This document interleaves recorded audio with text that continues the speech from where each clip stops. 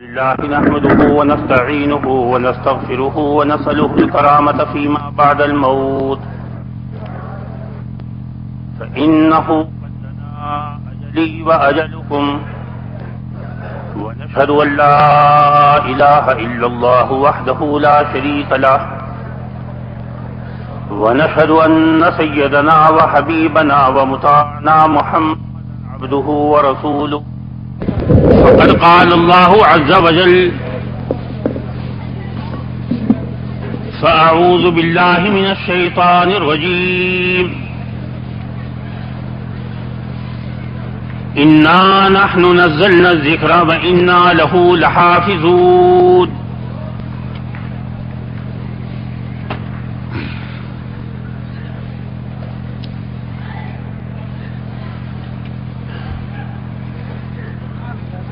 محترم بزرگوں اور دوستوں،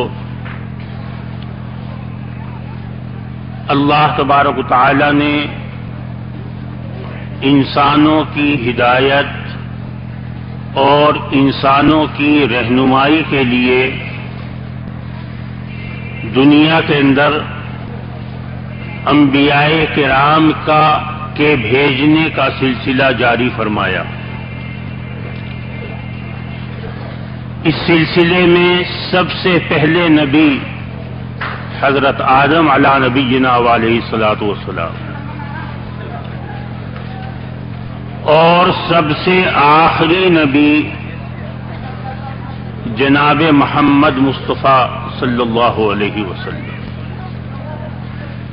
رسول پاک علیہ الصلوۃ والسلام پر اللہ تبارک و تعالی نے نبوت کے سلسلے کو ختم فرما دیا، اور آپ کا زمانہ نبوت اللہ تبارک و تعالی نے قیامت تک آنے والے تمام انسانوں پر اللہ تبارک و تعالی نے اور تمام زمانوں پر اللہ تبارک و تعالی نے محیط فرما دیا۔ کل کتنے نبی دنیا کے اندر تشریف لائے؟ قرآن پاک کے اندر تو صرف 25 یا 26 نبیوں کا ذکر موجود ہے۔ ایک قول کے مطابق 25 نبیوں کا ذکر قرآن پاک کے اندر موجود ہے، اور ایک قول کے مطابق 26 نبیوں کا ذکر موجود ہے۔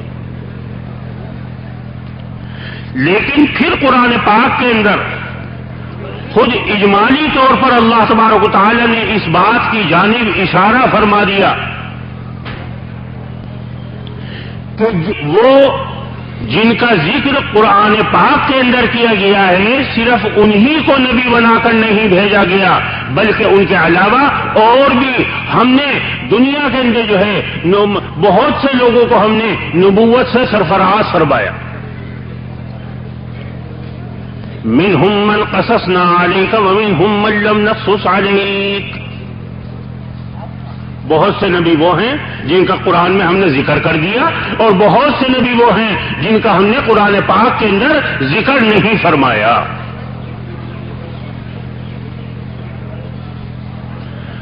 حدیث پاک کے اندر جناب رسول اللہ صلی اللہ علیہ وسلم سے سوال کیا گیا کہ اللہ کے رسول، کل نبیوں کی تعداد کیا ہے؟ ارشاد فرمایا کہ اللہ تبارک و تعالی نے دنیا کے اندر 1,24,000 نبی بھیجے ہیں، اور ان میں سے 313 نبی وہ ہیں جنہیں اللہ تبارک و تعالی نے رسول بنا کر مبعوث فرمایا، اور ان کو صاحب شریعت بنایا، اور ان کو صاحب کتاب بنایا۔ اور رسول پاک علیہ الصلوۃ والسلام نے ارشاد فرمایا کہ سب سے پہلے نبی ہیں تمہارے باپ حضرت آدم علیہ السلام، اور سب سے آخری نبی جو ہے وہ تمہارے نبی ہیں جو اس وقت تمہارے درمیان میں موجود ہیں، یعنی جناب محمد مصطفیٰ صلی اللہ علیہ وسلم۔ قرآن پاک کے اندر اتنی بات یقینی طور پر بیان فرمائی گئی ہے کہ اللہ تبارک و تعالی نے ہر قوم کے اندر اور ہر زمانے کے اندر اور ہر خطے کے اندر اللہ تبارک و تعالی نے نبیوں کو مبعوث فرمایا لوگوں کی ہدایت اور لوگوں کی رہنمائی کے لیے۔ اللہ تبارک و تعالی نے ارشاد فرمایا وَلِكُلِّ قَوْمٍ ہاد، ہر قوم کے لیے ہم نے ایک ہادی اور ایک نبی بنا کر بھیجا ہے۔ اسی لیے علماء نے بیان فرمایا کہ ہندوستان کے اندر ہمارے غیر مسلم بھائیوں کے جو بڑے ہیں، پیشوا ہیں،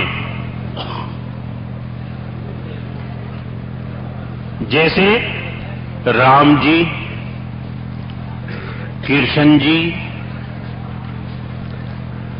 ہمارے علماء کا فیصلہ یہ ہے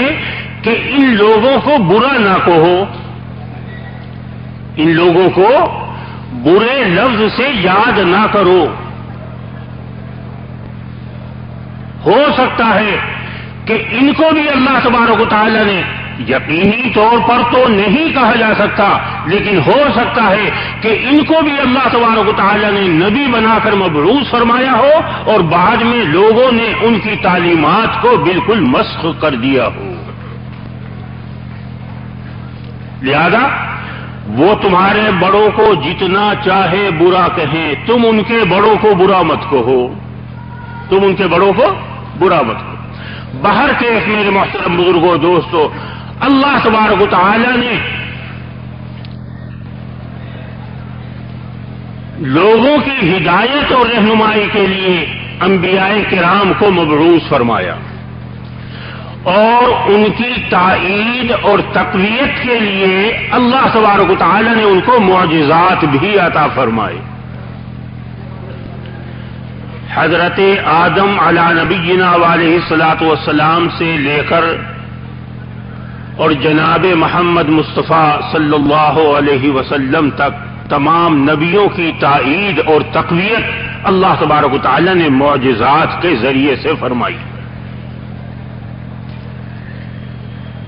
اور جیسے اللہ تبارک و تعالی نے تمام نبیوں کو معجزے عطا فرمائے، ایسے ہی اللہ تبارک و تعالی نے رسول پاک علیہ الصلوۃ والسلام کو بھی معجزات سے نوازا۔ لیکن علماء نے بیان فرمایا ہے کہ دیگر انبیاء کے معجزات میں اور جناب رسول اللہ صلی اللہ علیہ وسلم کے معجزات میں دو فرق ہے۔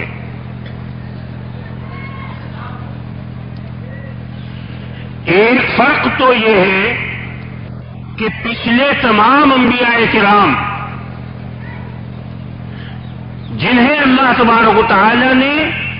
الگ الگ معجزات عطا فرمائے، جس نبی کو جو معجزہ اللہ نے عطا فرما دیا وہ معجزہ دوسرے نبی کو نہیں دیا گیا، اور اس نبی کو جو معجزہ عطا فرمایا گیا وہ پہلے والے نبی کو نہیں دیا گیا۔ تلک الرسل فضلنا بعضهم على بعض منهم من کلم اللہ ورفع بعضهم درجات۔ رسولوں کی یہ جماعت فضیلت عطا کی ہے ہم نے ان کو، ایک کو دوسرے کے اوپر معجزات کے اعتبار سے۔ کسی نبی کو اللہ تبارک و تعالی نے کوئی معجزہ عطا فرما دیا اور دوسرے نبی کو اللہ تبارک و تعالی نے دوسرا معجزہ عطا فرما دیا۔ حضرت موسیٰ علی نبینا علیہ الصلوۃ والسلام کو اگر لاٹھی عطا فرمائی گئی فرعون کے مقابلے میں اور فرعون کے ساحروں کے مقابلے میں، تو حضرت داؤد علیہ الصلوۃ والسلام کو اللہ تبارک و تعالی نے یہ معجزہ عطا فرمایا کہ ان کے ہاتھ میں اگر لوہا آ جاتا تھا تو وہ موم بن جاتا تھا۔ حضرت عیسیٰ علیہ الصلوۃ والسلام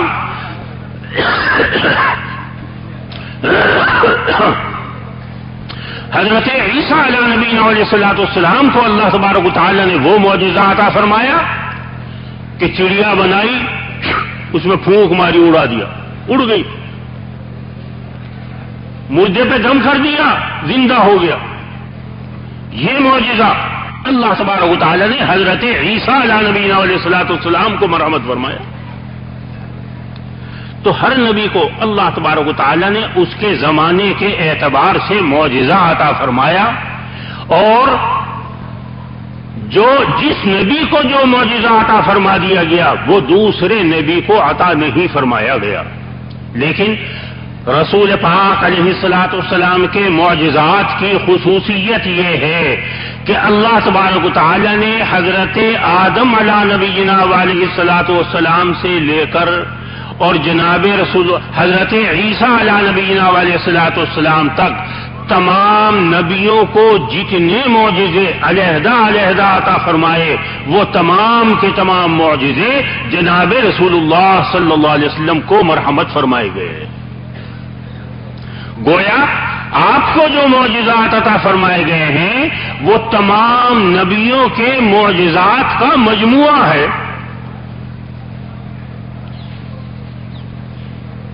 حسن یوسف دم عیسیٰ ید بیضا داری آنچ خوباں ہم دارند تو تنہا داری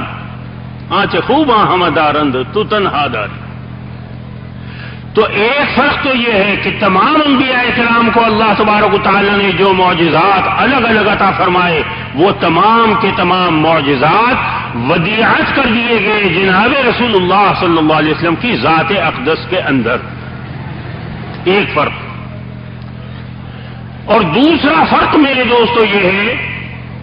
دیگر انبیاء کے معجزات میں اور جناب رسول اللہ صلی اللہ علیہ وسلم کے معجزات کے اندر دوسرا فرق یہ ہے کہ کیونکہ پچھلے تمام انبیاء کی نبوت جو تھی وہ بھی وقتی تھی، اس لیے اللہ تبارک و تعالی نے ان کو جو معجزے عطا فرمائے وہ بھی وقتی. آج نہ حضرت عیسیٰ علیہ نبینا علیہ الصلوۃ والسلام دنیا کے اندر تشریف فرما ہے، نہ ان کے معجزے موجود ہیں. نہ حضرت موسیٰ علیہ السلام دنیا کے اندر تشریف فرما ہے، نہ ان کی لاٹھی دنیا کے اندر موجود ہے. نہ حضرت داؤد علیہ السلام دنیا کے اندر تشریف فرما ہے، اور نہ ان کا معجزہ لوہے کو موم بنا دینا وہ بھی دنیا کے اندر موجود نہیں. ان انبیاء کرام کی نبوت کیونکہ وقتی تھی اس لیے اللہ تبارک و تعالی نے ان کو معجزے بھی وہ عطا فرمائے جو وقتی تھے، انہی کے زمانے کے لیے خاص تھے. لیکن جناب رسول اللہ صلی اللہ علیہ وسلم کی نبوت کا زمانہ کیونکہ قیامت تک کے لیے پھیلا دیا گیا. یہ جو اس وقت ہم جس زمانے میں بیٹھے ہوئے ہیں یہ بھی اللہ کے رسول کا زمانہ چل رہا ہے، اور قیامت تک اللہ کے رسول کا زمانہ ہی چلتا رہے گا. آپ کے زمانے کو کیونکہ پھیلا دیا گیا ہے قیامت تک کے لیے، اس لیے اللہ تبارک و تعالی نے جناب رسول اللہ صلی اللہ علیہ وسلم کو دو معجزے ایسے عطا فرمائے ہیں جو قیامت تک دنیا کے اندر باقی رہیں گے، آج بھی موجود ہیں اور قیامت تک باقی رہیں گے انشاءاللہ. وہ دو معجزے کون کون سے ہیں؟ علامہ جلال الدین سیوطی رحمت اللہ علیہ نے خصائص الکبریٰ کے اندر نقل فرمایا ہے کہ رسول پاک علیہ الصلوۃ والسلام کے دو معجزے ایسے ہیں جو آج بھی موجود ہیں اور قیامت تک موجود رہیں گے. وہ دو معجزے کون کون سے ہیں؟ جلال سیوطی نے خصائص الکبریٰ کے اندر ایک روایت نقل کی ہے. رسول پاک علیہ الصلوۃ والسلام نے ارشاد فرمایا، رسول پاک علیہ الصلوۃ والسلام نے سے سوال کیا گیا کہ اللہ کے رسول یہ ہزاروں آدمی حج کرتے ہیں اور ہر حاجی ہر جمرے کے اوپر 7 کنکریاں مارتا ہے اور 3 دن تک شیطان کے ساتھ گھمسان کا رن پڑتا ہے، تو آخر یہ ساری کی ساری کنکریاں کہاں چلی جاتی ہیں؟ ہونا تو یہ چاہیے کہ 2-4 سال کے اندر ہی جمرات کے پاس کنکریوں کا ٹیلا بن جانا چاہیے. یہ سوال بعض صحابہ نے جناب رسول اللہ صلی اللہ علیہ وسلم سے کیا، اور رسول پاک علیہ الصلوۃ والسلام نے اس کے جواب میں ارشاد فرمایا کہ بھائی بات تو تم بھی صحیح کہہ رہے، لیکن بات یہ ہے کہ جن کے حج کو اللہ تبارک و تعالیٰ قبول فرماتا ہے ان کی ککریاں فرشتے اٹھا کر لے جاتے ہیں، اور یہ جو ککریاں پڑی رہ جاتی ہیں یہ ان لوگوں کی ہوتی ہیں جن کے حج کو اللہ تبارک و تعالیٰ نے مردود فرما دیا۔ یہی وجہ ہے کہ چاہے جتنی رمی کر لو، اخیر میں ککریاں دیکھو تو تھوڑی سی۔ جلال سیوطی رحمۃ اللہ علیہ نے خصائص الکبریٰ کے اندر بیان فرمایا ہے کہ جناب رسول اللہ صلی اللہ علیہ وسلم جو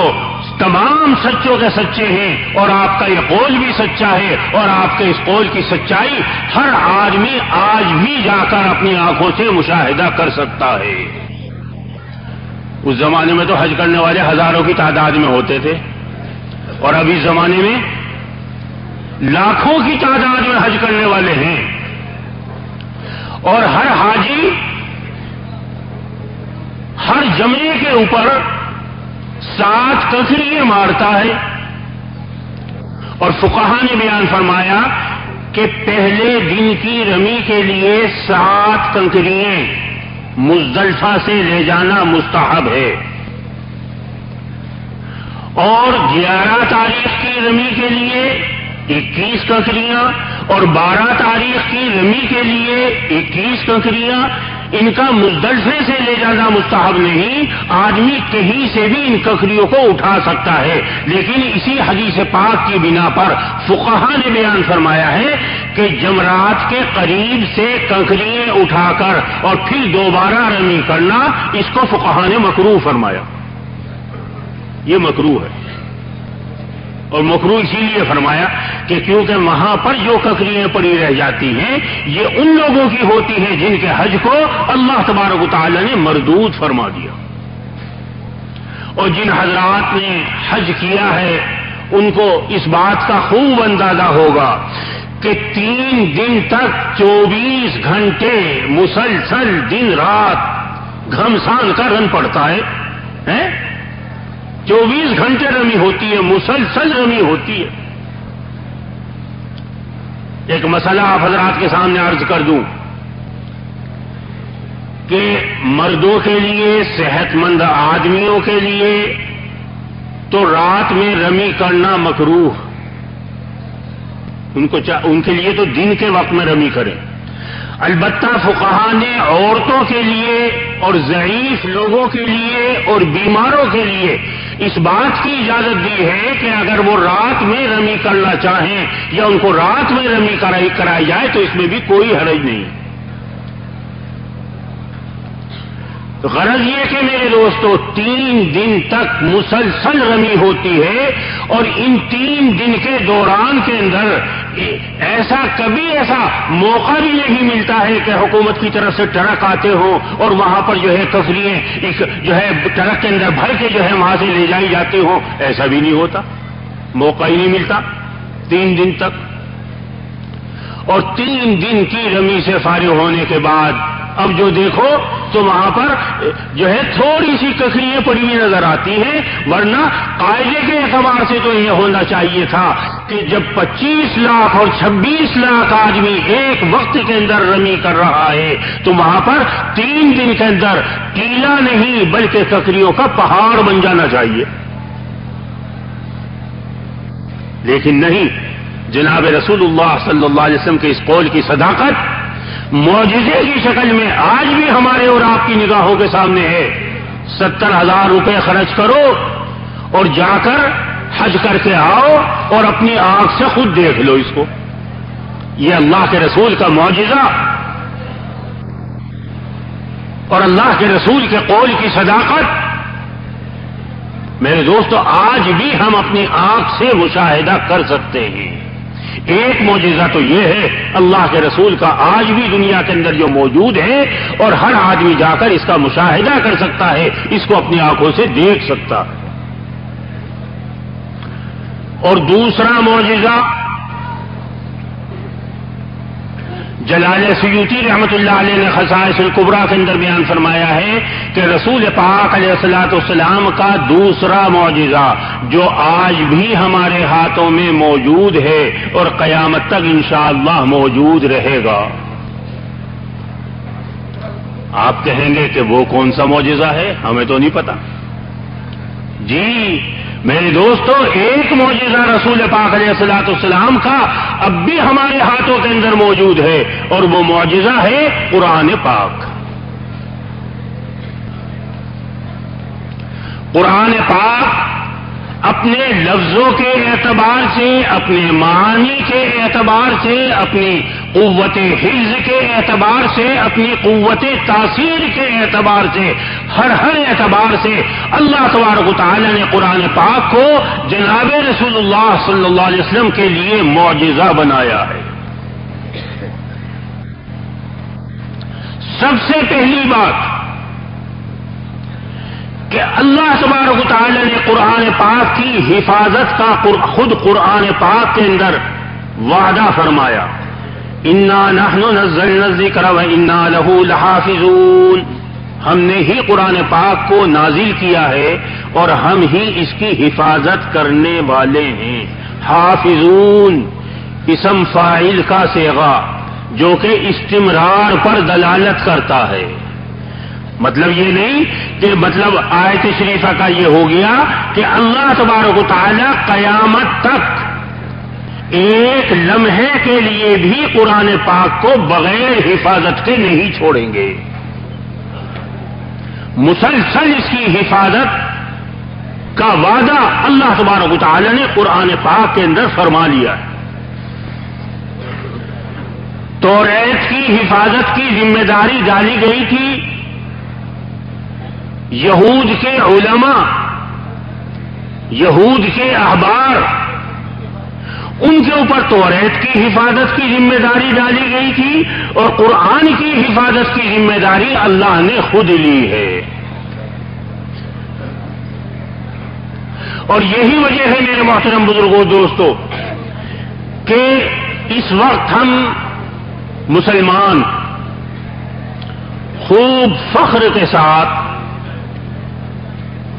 خوب دھڑلے کے ساتھ اس بات کو کہہ سکتے ہیں اور اس بات کے اوپر قسم کھا سکتے ہیں کہ یہ قرآن پاک جو اس وقت ہمارے اور آپ کے ہاتھوں میں موجود ہے، خدا کی قسم یہ وہی قرآن پاک ہے جو جناب رسول اللہ صلی اللہ علیہ وسلم پر نازل ہوا تھا. ورنہ ہر کتاب کے اندر جو آسمانی کتابیں ہیں جن کا ذکر قرآن پاک کے اندر بھی موجود ہے، ان تمام کتابیں بھی وہ تمام کتابیں بھی تحریف اور تغیر و تبدل سے نہیں بچ سکیں. توریت ہو، انجیل ہو، زبور ہو، یا اس کے علاوہ حضرت ابراہیم علیہ نبینا علیہ الصلوۃ والسلام کے صحیفے ہوں، حضرت موسیٰ علیہ السلام کے صحیفے ہوں، کوئی بھی مذہبی کتاب آج اپنی اصلی حالت کے اندر موجود نہیں. اور ہمارا دعویٰ یہ ہے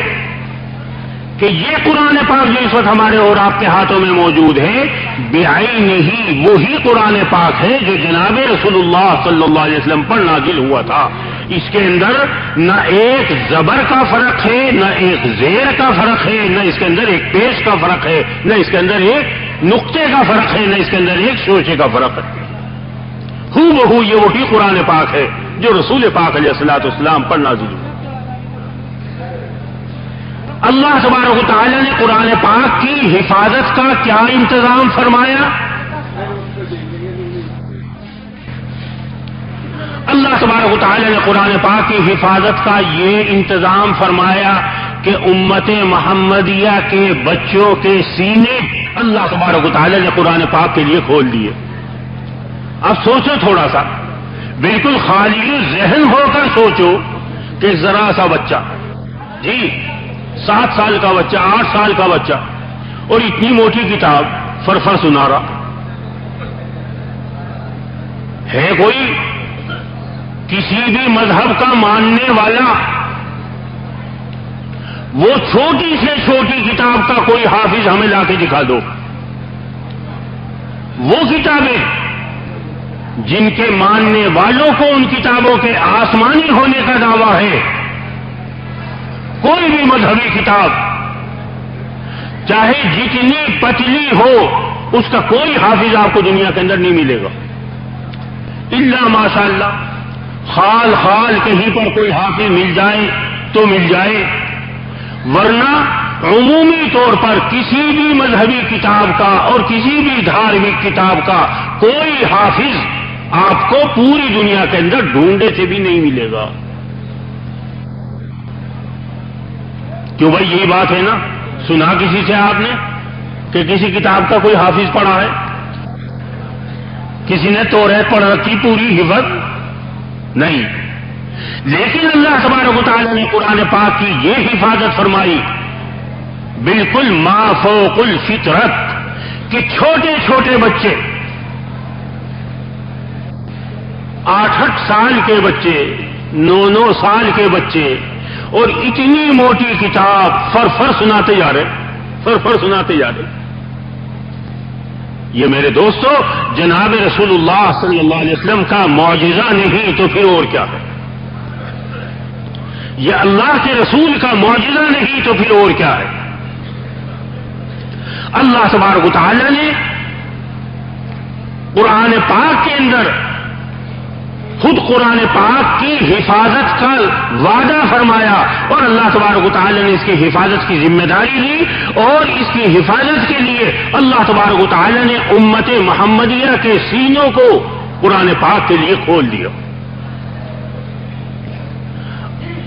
چنانچہ اگر کوئی دشمن اسلام ایسا پیدا ہو جائے جو پوری دنیا سے قرآن پاک کو نعوذ باللہ نیست نابود کر دے، سارے قرآن کے نسخے ختم ہو جائیں اور ایک بھی دنیا کے اندر قرآن پاک کا نسخہ باقی نہ رہے، اگرچہ ایسا ہوگا نہیں، یہ بالکل ناممکن اور محال ہے، لیکن بالفرض والمحال اگر ایسا ہو بھی جائے کہ پوری دنیا کے اندر ایک بھی قرآن پاک پوری دنیا کے اندر موجود نہ رہے، سارے قرآن پاک جو ہیں دشمنوں کی نظر ہو جائیں اور ایک بھی نسخہ دنیا کے اندر موجود نہ رہے، تو کوئی دشمن اسلام یہ نہ سمجھے اور اس غلط فہمی کے اندر مبتلا نہ ہو کہ ہم نے قرآن پاک کو ختم کر دیا. قرآن پاک کہاں ختم ہوا؟ ارے قرآن پاک کی حفاظت اس قلم کے اوپر، اس کاغذ کے اوپر اور اس روشنائی کے اوپر موقوف نہیں. قرآن پاک کو تو اللہ تبارک و تعالی نے امت محمدیہ کے سینوں کے اندر محفوظ فرما دی، تو سینوں میں ہے. میں ایک بات آپ حضرات کے سامنے دعوے کے ساتھ کہتا ہوں کہ اگر خدا نہ خواستہ ایسا ہو گیا کہ پوری دنیا کے اندر ایک قرآن پاک بھی، پوری دنیا کے اندر ایک نسخہ بھی باقی نہیں رہا، تو میں دعوے کے ساتھ یہ بات کہتا ہوں کہ صرف میرٹھ کے حافظ مل کر 8 دن میں دوسرا قرآن تیار کر لیں گے. کیوں بھائی؟ کر لیں گے نہیں کر لیں گے. اور ایسا کریں گے کہ اس کے اندر نہ زبر کا فرق ہوگا، نہ زیر کا فرق ہوگا، نہ پیش کا فرق ہوگا، بالکل ہو بہو من مان فوٹو اسٹیٹ کاپی بن جائے گی. 8 دن کے اندر اندر صرف میرٹھ کے حافظ مل کر دوسرا قرآن تیار کر لیں. یہی میرٹھ ہی کا ایک قصہ انگریزوں کے زمانے کا سناؤں. ایک عالم تھے میرٹھ کے اندر ہی، انگریزوں کے زمانے کی بات ہے، اور ان عالم صاحب کا ایک پادری سے یارانہ تھا، اٹھنا بیٹھنا تھا. پادری بھی ان سے ملنے کے لیے آتا رہتا تھا اور وہ عالم بھی ان پادری سے ملنے کے لیے جایا کرتے تھے. کہ یہ پادری صاحب جہاں بھی کہیں قرآن پاک دستیاب ہوتا ہے فوراً اس کو ہدیے میں لے لیتے ہیں اور ہدیے کے اندر ہی لجت بھی نہیں کرتے، منہ مانگی قیمت، جو جس نے مانگ لی وہی دے دی. اور اس زمانے میں لوگ مسلمانوں کے پاس جو قرآن پاک ہوتے تھے وہ چھپے ہوئے نہیں ہوتے تھے، بلکہ وہ ہاتھ کے لکھے ہوئے ہوتے تھے. اس زمانے میں ہندوستان کے اندر چھاپا خانہ تھا ہی نہیں. چھاپا خانہ اسی زمانے میں سب سے پہلے یورپ کے اندر چھپا ہے. جس زمانے کا میں قصہ آپ حضرات کو سنا رہا ہوں, اسی زمانے کے اندر چھاپا خانہ سب سے پہلے اسی زمانے کے اندر یورپ کے اندر بنا تھا. اب ان عالم نے ان پادری کو 1 مرتبہ دیکھا, 2 مرتبہ دیکھا, 3 مرتبہ دیکھا, آخر رہا نہیں گیا اور پوچھا کہ پادری صاحب, آخر قرآن پاک کا اگر آپ کو خریدنے کا شوق ہے تو شوق کے لیے تو آپ 1 نسخہ لے لیں, 2 لے لیں, 3 لے لیں. یہ کیا کہ جہاں بھی کہیں قرآن پاک ملتا ہے آپ فوراً ہریے میں لے لیتے ہیں اور اس کی منہ مانگی قیمت آپ اس کو دے دیتے ہیں, قیمت کے اندر بھی ہیل حجت نہیں کرتے. اس کی کیا وجہ؟ آخر اتنے قرآن پاک کا تم کرو گے کیا؟ پادری صاحب نے یہ بات بتائی کہ مولانا صاحب, اگر میرا اور آپ کا دوستانہ نہ ہوتا, اگر میرا اور آپ کا کوئی تعلق نہ ہوتا تو یہ حکومت کا راز کبھی میں آپ کے سامنے ذکر نہ کرتا, لیکن کیونکہ آپ سے میری دوستی ہے اس لیے یہ بات میں آپ کو بتلا رہا ہوں. یہ حکومت کا ایک راز ہے اور حکومت کی ایک اسکیم ہے. کہ جی کیا اسکیم ہے؟ کہ اسکیم یہ ہے کہ حکومت نے صرف تنہا مجھے اس کام کے لیے نہیں چھوڑا بلکہ میرے جیسے 300 پادری پورے ہندوستان کے اندر چھوڑ رکھے ہیں اور ان کو حکومت پیسے کا ان کے لیے بندوبست کرتی ہے اور ان کے ذمے یہی کام ہے کہ قرآن پاک جہاں بھی ملے فوراً خرید لو اور خرید کر اس کو نظر آتش کر دو اور اس کی راکھ کو بہا دو. اور یہ کام صرف میں نہیں کر رہا بلکہ پورے ہندوستان کے اندر 300 پادری حکومت نے چھوڑ رکھے اسی کام کے لیے. مولانا نے پوچھا کہ بھئی حکومت کا اس اسکیم سے منشا کیا ہے, کیا چاہتی ہے حکومت؟ پادری صاحب نے کہا کہ حکومت کا منشا یہ ہے, حکومت کی اسکیم یہ ہے کہ ہندوستان کے اندر مسلمانوں کے پاس قرآن پاک کی شورٹیج ہو جائے. قرآن پاک کے لیے مسلمانوں کے اندر ہاہاکار مچ جائے کہ بھائی ہمیں قرآن چاہیے, بھائی ہمیں قرآن چاہیے, بھائی ہمیں قرآن چاہیے.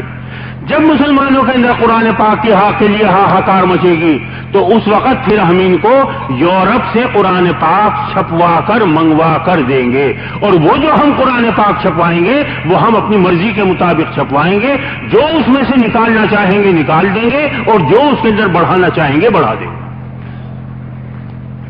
یہ تھی حکومت کی سازش اور حکومت کی اسکیم قرآن پاک کے خلاف. جب مولانا نے یہ بات سنی تو مولانا کو ہنسی آ گئی. کہنے کہ پادری صاحب چلو میرے ساتھ, میں تمہیں ایک مکتب میں گھما کے لاؤں. پادری صاحب کو لے کر وہ عالم ایک مکتب کے اندر گئے. وہاں کچھ بچے پڑھ رہے تھے اور میاں جی جو ہے بچوں کو قرآن پاک پڑھا رہے تھے. ان عالم صاحب نے جا کر میاں جی سے کہا کہ میاں جی 15 بچوں کو بلا لو اور 2 پاروں کی سب کی ترتیب بنا دو, نمبر وار آ کر 2 پارے پادری صاحب کو سنانے ہیں اور ابھی اسی مجلس کے اندر پورا قرآن پاک بچوں کو پادری صاحب کو سنوانا ہے. کہ جی بہت اچھی بات. انہوں نے اسی وقت 15 بچوں کا انتظام کر لیا, پارے سب کے تقسیم کر دیے کہ بھئی یہ 2 پارے تمہارے, اس کے بعد کے 2 پارے تمہارے, اس کے بعد کے 2 پارے تمہارے. 15 بچوں کے اندر 30 پارے انہوں نے تقسیم کر دیے اور ایک بچے کو انہوں نے بلانا شروع کر دیا اور ہر بچہ آتا تھا 2 پارے سنا کر چلا جاتا تھا. وہ تو صاحب 2-3 گھنٹے کے اندر ہی اندر 15 بچوں نے پورا کا پورا قرآن پاک بالکل حفظ بغیر اٹکے اور بغیر کسی غلطی کے فر سنا دیا پادری صاحب کو. اس کے بعد ان عالم صاحب نے اس پادری کے جوتا مارا اور وہ بھی بھگو کے جوتا مارا کہ کیا تم یہ سمجھتے ہو کہ قرآن پاک کو جلا کر قرآن پاک کو نیست نابود کر کے قرآن پاک کو ختم کر کے نعوذ باللہ تم یہ سمجھتے ہو کہ تم نے قرآن پاک کو دنیا سے مٹا دیا؟ ارے نہیں، دنیا کے اندر قرآن پاک اب بھی موجود ہے، اور وہ قرآن پاک جو ہے وہ امت محمدیہ کے سینوں کے اندر موجود ہے، سینوں کے اندر موجود ہے۔ اللہ تعالیٰ اس کی حفاظت جو ہے کاغذ قلم کے ذریعے سے نہیں کر رہا، اللہ نے اس کی حفاظت فرما رہا ہے امت محمدیہ کے سینوں کے ذریعے۔ تو اللہ میرے محترم بزرگوں دوستو عزم کر رہا تھا کہ قرآن پاک اپنے حفظ کے اعتبار سے بھی جناب رسول اللہ صلی اللہ علیہ وسلم کا معجزہ۔ ہم لنگوٹا پھیرے ہیں سب کے اوپر، جیسے وہ پہلوان لنگوٹا پھیرا کرا ہے نا، لنگوٹا گھما دیا، ہم بھی لنگوٹا گھما رہے، تمام مذاہب والوں کے لیے لنگوٹا گھما رہے کہ اگر تمہاری کوئی مذہبی کتاب ہے اس کتاب کا کوئی حافظ ایک ہمیں لا کر دکھا دو، اور ہم تمہیں صرف ایک منٹ کے اندر ہزاروں حافظ لا کے دکھا دیں گے، ہزاروں حافظ لا کے دکھا دیں گے۔ تو میرے دوستو قرآن پاک اپنی قوت حفظ کے اعتبار سے بھی جناب رسول اللہ صلی اللہ علیہ وسلم کا معجزہ ہے، اور اپنی قوت تاثیر کے اعتبار سے، قوت تاثیر کے اعتبار سے، ارے ہمارے دل تو بالکل سخت ہو گئے، ہم تو قرآن پاک کی آیتیں پڑھتے ہیں لیکن دل کے اوپر کوئی اثر ہی نہیں ہوتا، دل اتنے سخت ہو چکے ہیں کہ قرآن پاک کی آیتیں جو ہیں ہمارے دل کے اوپر اثر انداز نہیں ہوتی، ورنہ حقیقت یہ ہے کہ قرآن پاک کے اندر اللہ تبارک و تعالی نے وہ تاثیر رکھی ہے، وہ تاثیر رکھی ہے کہ سخت سے سخت جان دشمن بھی اس کو سن کر موم ہو جاتا تھا۔ رسول پاک علیہ الصلوۃ والسلام جب مکہ مکرمہ میں تشریف فرما تھے اور مشرکین مکہ کی دشمنی کا دور دورہ چل رہا تھا، مسلمان بیچارے کھلم کھلا نماز بھی نہیں پڑھ سکتے تھے، اس وقت جناب رسول اللہ صلی اللہ علیہ وسلم رات کے وقت میں قرآن پاک کی تلاوت فرمایا کرتے تھے تاکہ کوئی تلاوت کرتے ہوئے دیکھ نہ لے۔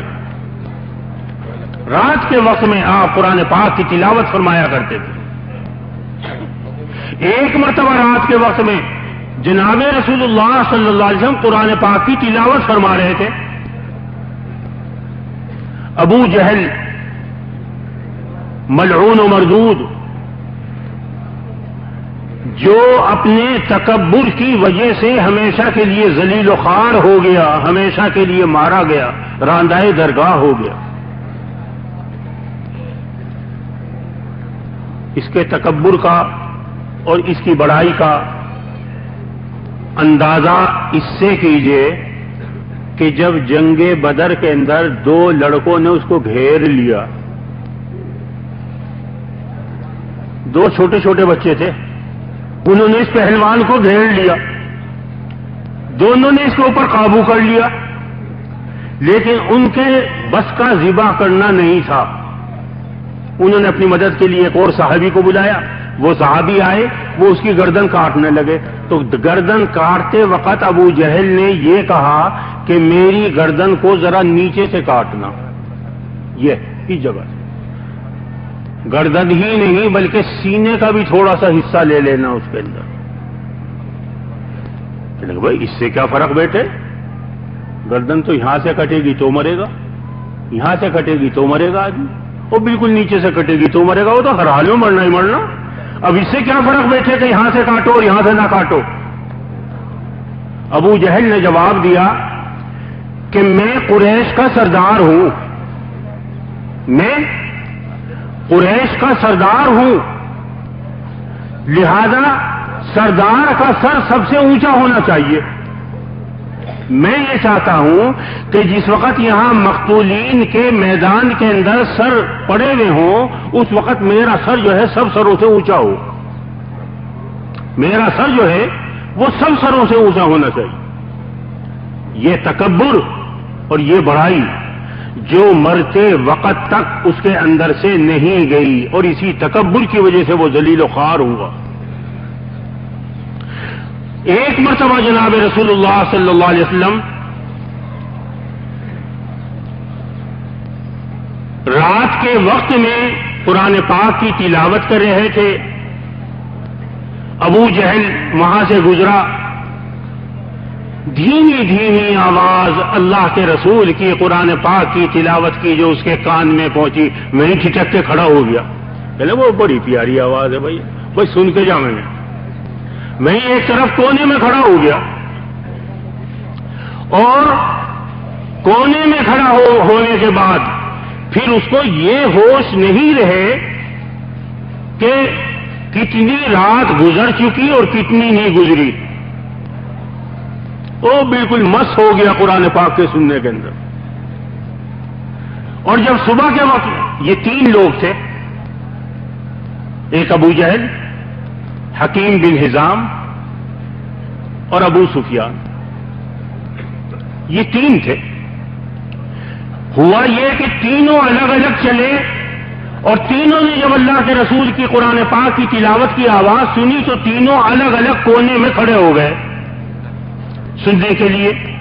ایک کا دوسرے کو کچھ پتہ نہیں۔ اب جو اچانک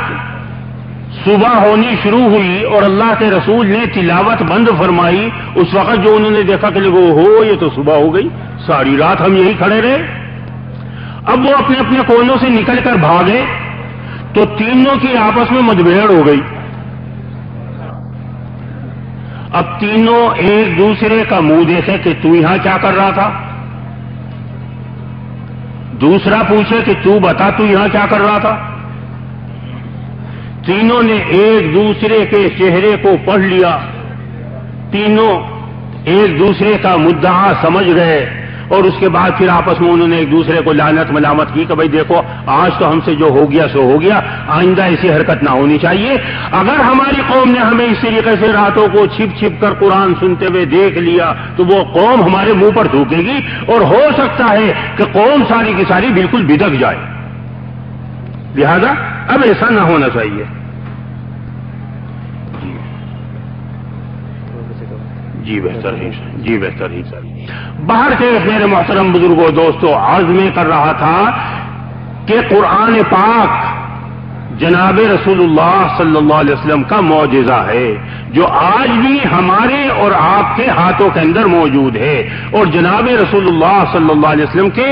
یہ دو معجزے ایسے ہیں جو آج بھی دنیا کے اندر موجود ہیں اور انشاءاللہ قیامت تک موجود رہیں گے۔ اللہ تبارک و تعالی ہمیں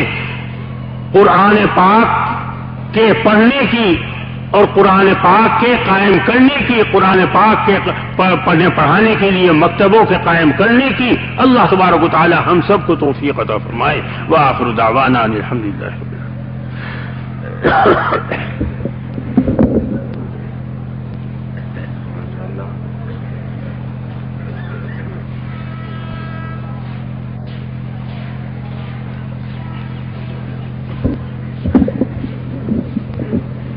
محترم حضرات، آپ حضرات کے محبت اور تعلق کی بات ہے کہ آپ کل سے ہمارے اس پروگرام کے اندر شریک ہیں اور بہت سی مشقتیں اور پریشانیاں اٹھا کر کے آپ حضرات یہاں اکٹھے ہوئے ہیں۔ اب یہ ہمارا پروگرام اپنی آخری منزلیں طے کر رہا ہے۔ قریب ہی میں انشاءاللہ دعا ہوگی کہ ہمارے کشمیر سے آئے ہوئے مہمان حضرت مولانا رحمت اللہ صاحب، جو ہمارے حضرت اقدس مفتی محمود حسن صاحب گنگوہی نور اللہ مرقدہ کے بہت چہیتے خلیفہ بھی ہیں، ان کا بیان ہوگا۔ اس بیان سے پہلے میں اپنے مدرسے کے شعبہ افتاء سے فارغ ہونے والے ایک طالب علم کو الوداعی ترانہ پیش کرنے کے لیے دعوت دیتا ہوں۔ آپ حضرات ان کے اس ترانے کو توجہ کے ساتھ میں اور پوری یکجہتی کے ساتھ میں سماعت کریں۔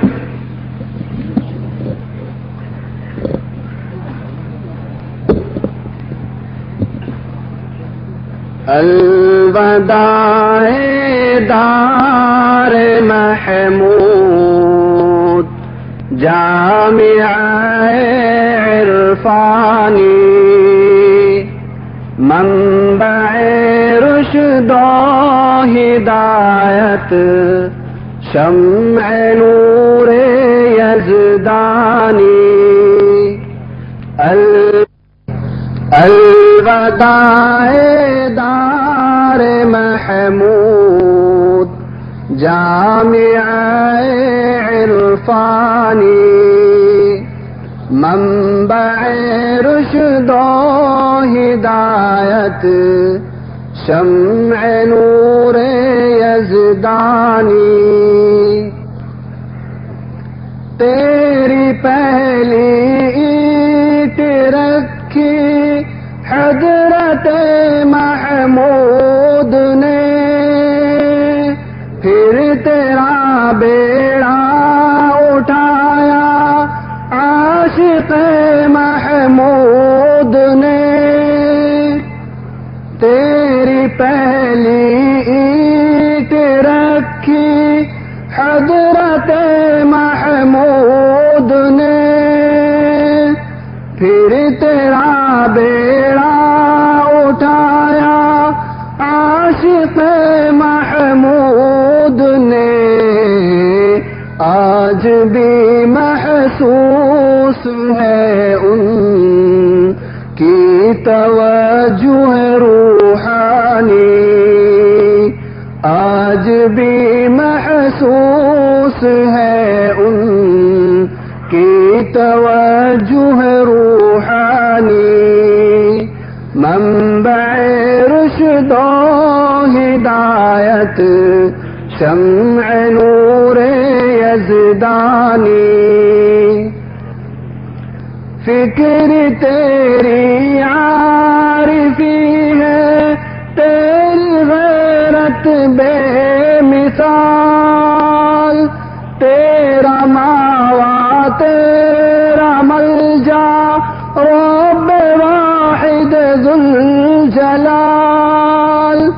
فکر تیری عارفی ہے تیری غیرت بے مثال تیرا ماوا تیرا ملجا رب واحد ذوالجلال شان تیری فقر فخری آن تیری سلطانی شان تیری فقر فخری آن تیری سلطانی منبع رشد و ہدایت شمع نور یزدانی اپنے استادوں کو پایا ہم میں مشفق و مہربان حق نے بخشے ہیں انہیں او صاف میرے کارواں اپنے استادوں کو پایا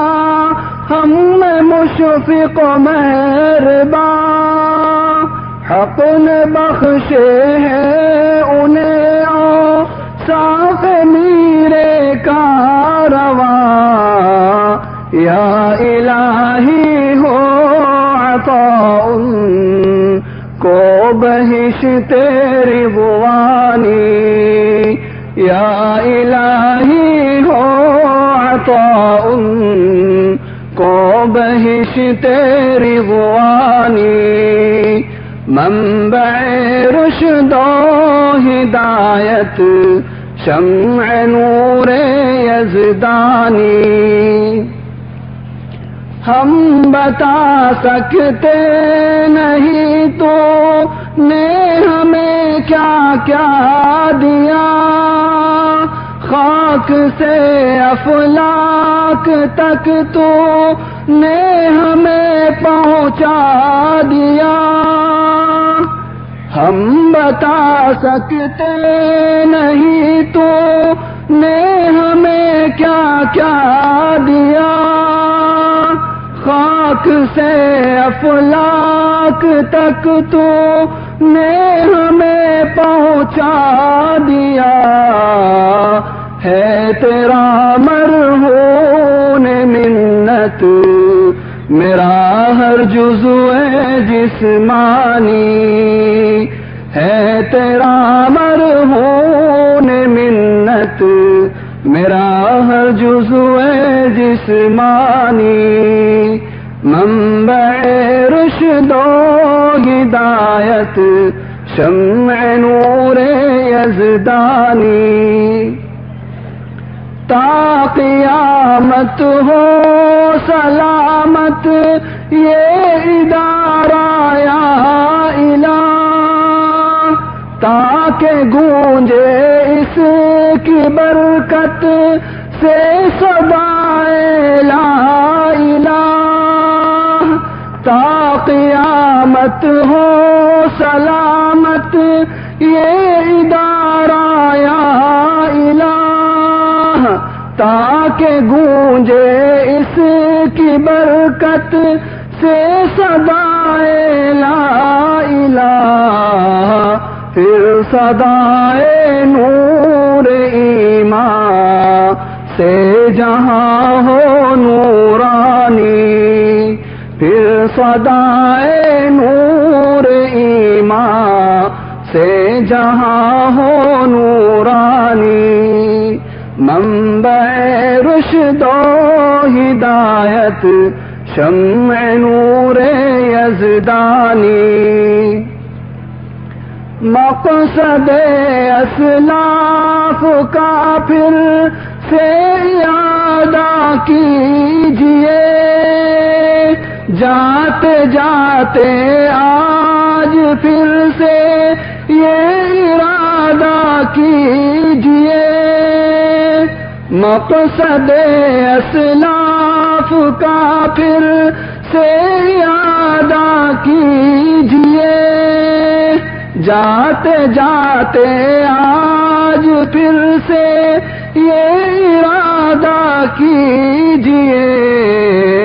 ہم کتابوں پر مرے اور کفن ہو ورق قرآنی،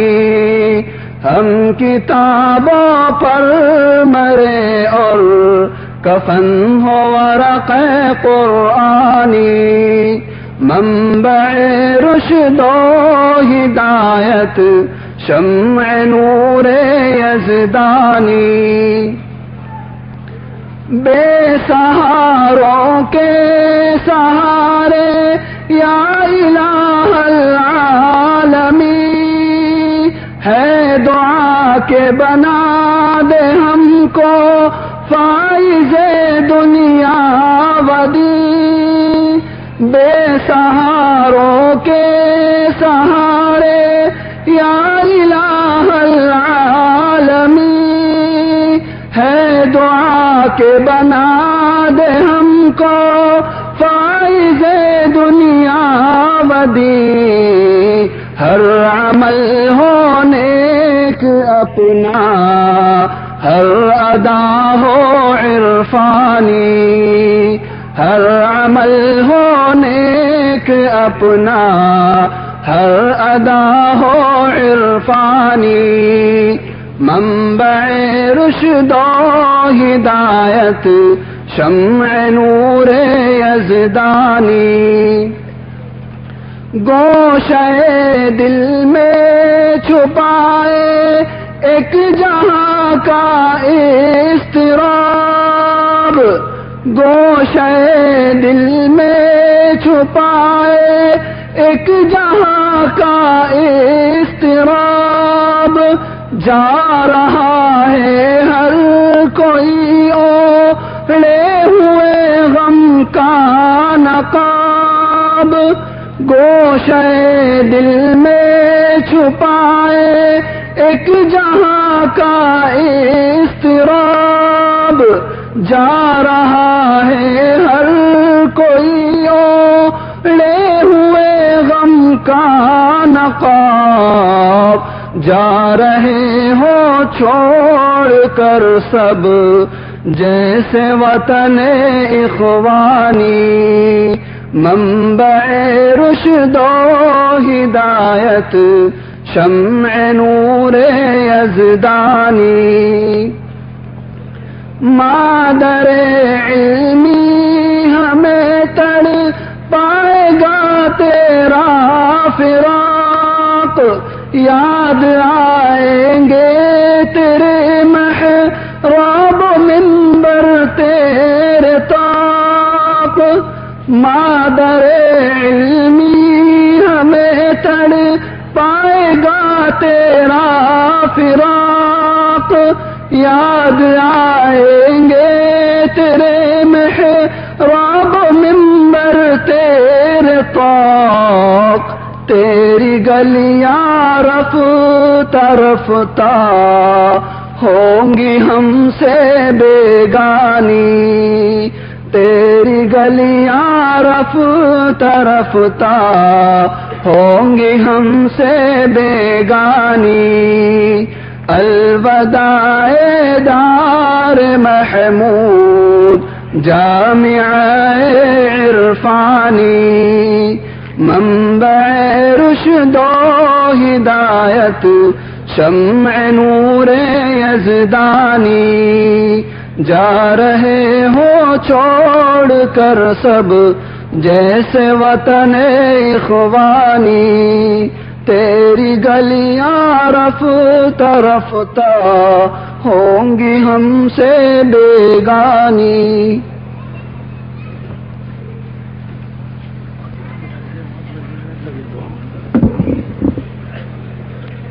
نحمدہ و نصلی علی رسولہ الکریم۔ آپ حضرات کے سامنے ہمارے حضرت مولانا رحمت اللہ صاحب دامت برکاتہم بیان فرمائیں گے، جو ہمارے بزرگوں میں ہیں اور ہمارے دوستوں میں بھی ہیں۔ ہمارے حضرت مفتی صاحب حضرت اقدس مفتی محمود حسن نور اللہ مرکزہ کی لسانی ہیں اور ان کے بہت زیادہ چہیتے اور لاڈلے حضرت کے خلیفہ اور مجاز ہیں، اور اپنے بہت بڑے علاقے اور حلقے کے وہ شیخ ہیں، اور ماشاءاللہ بہت بڑا علمی کام ان کے ذریعے سے انجام پا رہا ہے، اور قوم کا ملت کا بڑا فکر اللہ تعالیٰ نے ان کو عطا فرمایا ہے۔ وہ ہماری خوش قسمتی سے یہاں تشریف لائے ہوئے ہیں۔ میں ان سے درخواست کروں گا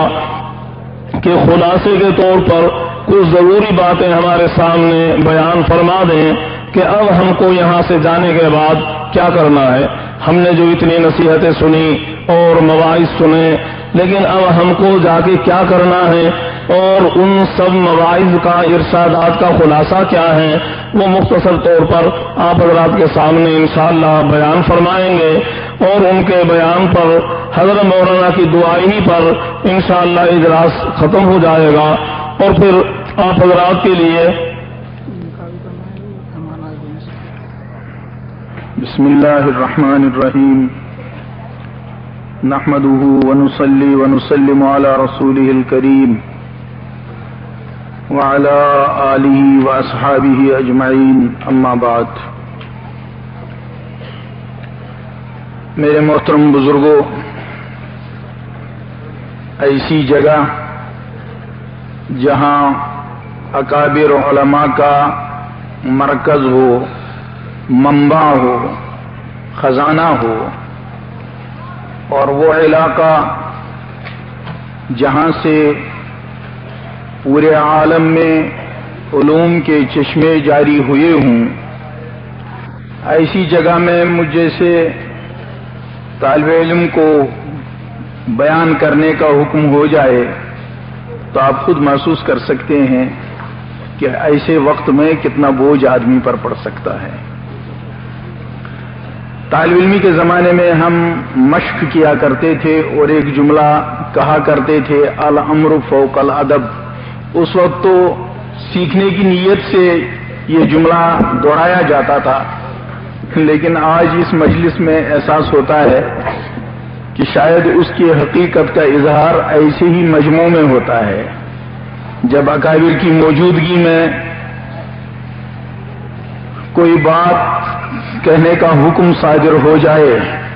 لیکن بہرحال اکابر کے حکم کی تعمیل بھی سعادت ہے۔ قرآن پاک کی آیت ہے لئن شکرتم لازیدنکم، کہ اگر شکر ادا کرتے رہو گے تو ضرور بالضرور اللہ پاک فرماتے ہیں ضرور بالضرور میں نعمتوں میں زیادتی کروں گا۔ آپ اس نعمت کا احساس نہیں کر سکتے جو آپ حضرات کو اللہ پاک نے عطا فرمائی ہے۔ اس علاقے میں سکونت پذیر ہونا، جہاں چاروں طرف سے مدارس کا جال، علماء کرام کا وجود، مسلمانوں کی شکلیں، اسلامی وضاقتہ اور تہذیب و تمدن، یہ چیز جہاں میسر ہو اس کی قیمت ان علاقوں سے، ان لوگوں سے پوچھئے جو حضرات کسی عالم کی زیارت کو سالوں ترستے ہیں۔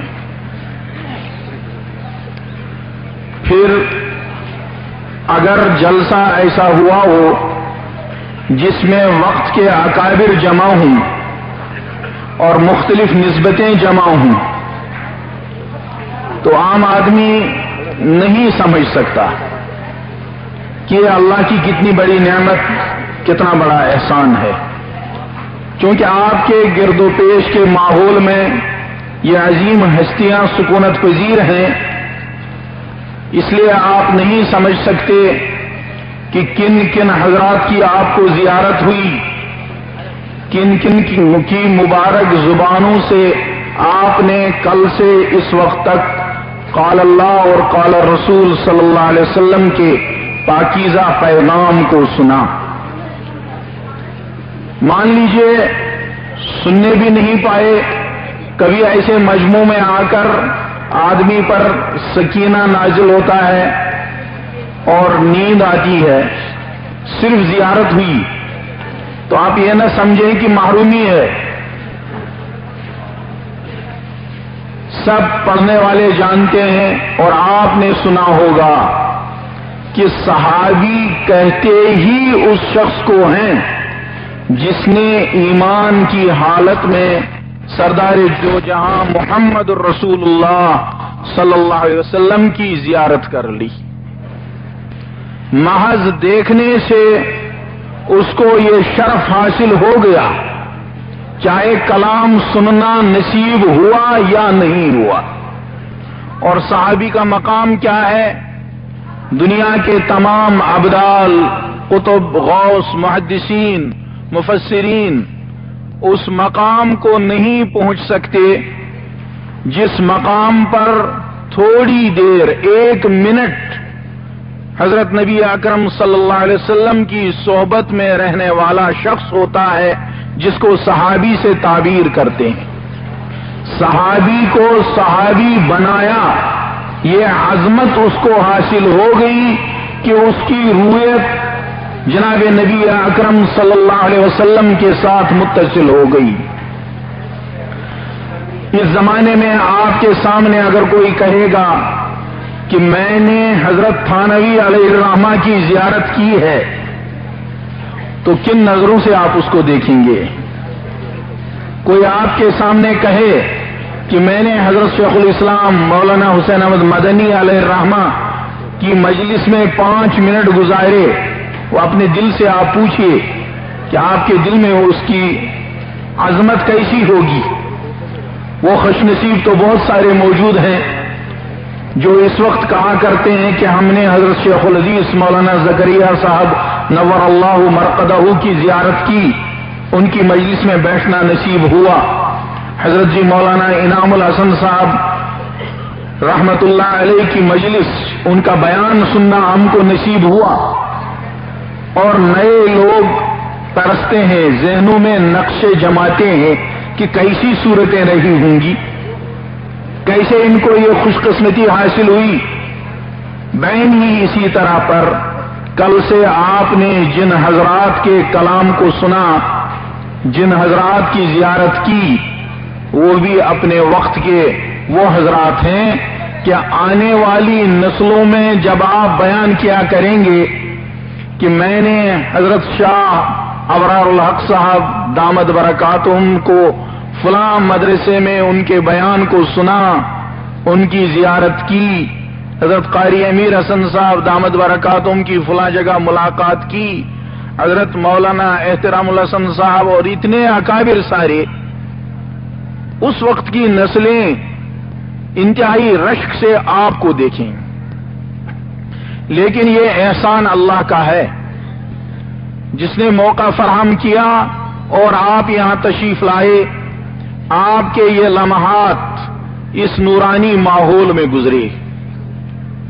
مدرسوں کے جلسوں میں آنے کا ایک بہت بڑا فائدہ یہ ہے کہ آدمی کو اس زمانے کے علماء صالحین، اولیاء کاملین سے ربط پیدا ہوتا ہے، اور جب تک یہ ربط قائم ہے دنیا میں مسلمان کا دین قائم ہے. باطل کی سب سے بڑی محنت اس وقت عالمی سطح پر یہی ہے کہ اس امت کا ربط اس امت کے علماء اور اولیاء سے کٹ جائے. جب تک یہ مجلسیں قائم ہیں، جب تک یہ ربط قائم ہے اور جب تک یہ ماحول قائم ہے، انشاءاللہ یہ امت بھی اپنی صحیح سمت پر قائم رہے گی. اور اس وقت اس تعلق کی سب سے زیادہ ضرورت ہے. فتنہ جتنا نازک اس وقت ہے ایسا شاید ہی کبھی نازک ہوا ہوگا. اسی لیے کل ہمارے حضرت مولانا احترام الحسن صاحب نے حضرات کے بیانات کا خلاصہ آپ کے سامنے پیش فرمایا، اور میں بھی دہراتا ہوں جو انہوں نے مکاتب اور اس دین کے تعلق کی حیثیت سے آپ سے باتیں بیان فرمائی، ان کو اس وقت مستحضر کر لینے کی ضرورت ہے. میرے بزرگوں، ہمارا ان جلسوں میں شامل ہونا، اس میں ایک بات کا ضرور جائزہ لینا چاہیے کہ ہم اس جلسے میں کس نیت سے شریک ہوئے، اور نیت جیسے آتے وقت کی ہے ایسے ہی کام کے درمیان کی بھی ہے، اس کا جائزہ لینا ضروری ہے. اور اخیر میں جب کام پائے تکمیل کو پہنچ رہا ہو اس وقت نیت کا جائزہ لینا سب سے زیادہ ضروری ہے. کبھی ایسا ہوتا ہے شروع میں نیت درست نہیں تھی، کام کرتے کرتے نیت درست ہو گئی. کبھی ایسا ہوتا ہے کہ کام کرتے کرتے بھی نیت درست نہیں تھی، بالکل تکمیل کے کام قریب تھا، اس وقت نیت آدمی کی درست ہو گئی. اور کبھی ایسا ہوتا ہے شروع میں نیت درست تھی، بیچ میں گڑبڑ ہو گئی. مثال کے طور پر ایک آدمی تنہائی میں ایسے وقت میں مسجد میں گیا اور 2 رکعت نفل ادا کرنے لگا کہ تنہائی میں ادا کروں گا، لیکن نماز ادا کرتے ہوئے مسجد کا دروازہ کھلا. شیطان کو اللہ نے قدرت دی ہے، طاقت دی ہے، اس نے دل میں آپ وسوسہ ڈالنا شروع کیا کہ دیکھو کوئی مسجد میں آ گیا، وہ دیکھے گا یہ تنہائی میں نماز پڑھ رہا ہے،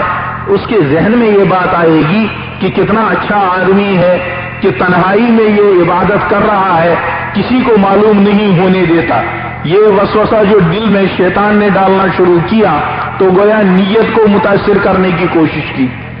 اس لیے کام کے دوران بھی نیت کا جائزہ لینا چاہیے، اور جب کام اپنی انتہا کے قریب ہو اس وقت تو ضرور ہی آدمی کو اپنی نیت کو درست کر لینا چاہیے. مدارس کے جلسوں میں ہم جب آئیں، اگر ہماری نیت صحیح ہو تو ہم بہت کچھ لے کر جا سکتے ہیں. مدارس کے جلسوں میں آنے کے وقت ہم یہ نیت بھی کر سکتے ہیں کہ اللہ کے صالح بندوں کی ملاقات نصیب ہوگی، اللہ کے صالح بندوں کی زیارت ہوگی. علماء جو اس امت کے تاج ہیں، جن کی وجہ سے یہ امت قائم اور دائم ہے، ان سے ملاقات نصیب ہوگی. اور ملاقات ضروری نہیں کہ مصافحہ ہی ہو. آپ نے دیکھ لیا، میں نے عرض کر دیا کہ صحابی بنے محض زیارت سے، زیارت بھی کافی ہوئی. اگر بزرگ کی تکلیف کا خیال کرتے ہوئے مصافحے کی کوشش نہیں کی اور یہ سوچا کہ ان کو میری وجہ سے زحمت نہ ہو، ان کو راحت ہوگی، میں ان سے مسافے میں آگے بڑھنے میں تکلیف دینے کی کوشش نہیں کروں گا، شاید اللہ اس پر بھی اجر سے نوازیں گے، کیونکہ اللہ کے ولی کے دل کو راحت پہنچانے کی کوشش کی۔ پھر مدرسے کے جلسے میں اس نیت سے بھی آتے ہیں کہ یہاں ہم کو اللہ اور اس کے رسول صلی اللہ علیہ وسلم کا کلام سننا نصیب ہوگا، علم حاصل ہو جائے گا۔ میں علم حاصل نہیں کر سکا، میں تو اپنے کام میں لگا رہا۔ یہ ماحول علم کا ہے، علماء کا ہے، طالبان علوم نبوت کا ہے۔ آپ نے دیکھا ہوگا ایک دفعہ ایک پڑوسی ملک کا بہت بڑا عہدیدار اس ملک میں آیا تھا، تو جہاز سے اترتے وقت جب اس کے پیروں میں قالین بچھایا گیا تو تمام دنیا کے اخبارات نے، تمام دنیا کے ریڈیو نے، ٹیلی ویژنوں نے شور مچایا کہ اتنی اہمیت اس آدمی کو دی گئی کہ اس کے جہاز کے اترتے وقت اس کے قدموں کے نیچے ریڈ کارپیٹ، سرخ قالین بچھایا گیا۔ دنیا میں قالین کسی کے پیروں میں بچھایا جائے، اس کی عظمت اتنی۔ اب تصور کریں آپ ان طالبان علم کی جن کے لیے اللہ پاک نے اس فانی مادی دنیا کے قالین کو بچھانے کا حکم نہیں دیا، فیکٹری میں بنی ہوئی چادر کے بچھانے کا حکم نہیں دیا، اور مان لیں دنیا کی فیکٹری میں بنا ہوا کرتا ہو، اگر کوئی آدمی اپنے کسی عزیز کے لیے اپنے بدن کا کرتا اتار دے اور اس کے قدموں میں بچھا دے تو دنیا کتنا عزت کا مقام دے گی، کہے گی کہ اس آدمی نے اس شخص کی کتنی عزت افزائی کی، اپنا کرتا اتار کر نیچے اس کے پاؤں کے نیچے بچھا دیا۔ تو کیا خیال ہے آپ کا ان طالبان علوم نبوت کے بارے میں جن کے لیے سچے پیغمبر محمد رسول اللہ صلی اللہ علیہ وسلم نے بیان فرمایا کہ نورانی ملائکہ کو حکم دیا جاتا ہے کہ جب یہ طالبان علم نبوت کہیں چلیں تو ان کے قدموں کے نیچے فرشتے اپنے پر بچھائے۔ ایسے لوگوں کی زیارت آپ کو نصیب ہوئی، انہی کی دستار بندی آپ کے سامنے ہوئی، اور دنیا میں اعزاز اتنا ہے، ملک کا بڑا صدر، بڑا وزیر اعظم کسی علاقے میں جاتا ہے تو اعزاز یہ سمجھا جاتا ہے کہ اس نے جیل خانے کا دورہ کیا، 2 بے گناہ قیدیوں کو چھوڑنے کا حکم دیا۔ ان طلباء کے بارے میں جن کی دستار بندی ہوئی، آپ کا کیا خیال ہے جن کے بارے میں حضرت محمد عربی صلی اللہ علیہ وسلم نے فرمایا کہ قیامت کی خطرناک جیل، ابد الآباد کی سنگین جیل جس کو جہنم سے تعبیر کیا جاتا ہے، وہاں جب یہ حافظ کلام اللہ پہنچے گا، آخرت میں اس کو یہ اختیار دیا جائے گا کہ دنیا والے تیرا کیا اعزاز کرتے، تیرا اعزاز آج ہے ابد الآباد کی اس جیل میں تم جھانک کر دیکھ لو، جن 10 گناہگاروں کے بارے میں تمہارا جی چاہے ان کا ہاتھ پکڑ کر ان کو اس جہنم سے باہر نکال دو۔ اس جلسے میں آپ نے ان طلباء کی زیارت کی۔ دنیا کون سی عزت افزائی کر سکتی ہے؟ عزت تو یہ ہوگی، اور ہم لوگوں کو اللہ پاک نے یہ توفیق عطا فرمائی کہ مدرسے کے ذمہ داروں نے ہم لوگوں کو اس مجلس میں شریک کرنا مناسب سمجھا، ہم کو بلایا، کیونکہ تعلق ان کا عوام سے ہے۔ انہوں نے سوچا کہ یہ لوگ جب فارغ ہو کر مدرسے جا رہے ہیں تو جس امت کا ان اداروں کے ساتھ ربط ہے،